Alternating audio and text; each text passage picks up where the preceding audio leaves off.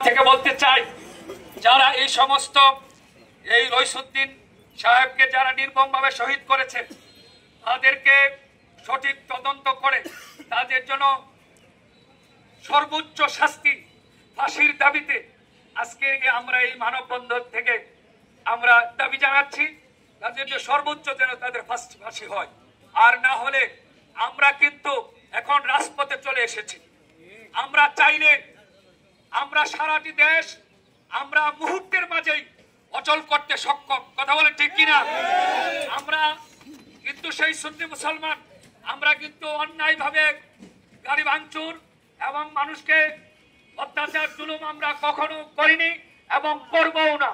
কিন্তু আমার ভাইয়ের এই সুষ্ঠু বিচার না হলে আমরা কিন্তু আর বসে থাকবো না। আমরা দেখেছেন আপনারা এই 26 তারিখ আমাদের এই ফিলিস্তিনের ভাইদের উপর যেভাবে অত্যাচার জুলুম করে যেভাবে রুখে দাঁড়াচ্ছে আহলে সুন্নাত ওয়াল জামাত পরিষদ সার্বভৌম অঙ্গ সংগঠন, সেইভাবে কিন্তু আমরা সেই প্রতিবাদ করব এবং তার দাঁতভাঙ্গা জবাব আমরা দিব।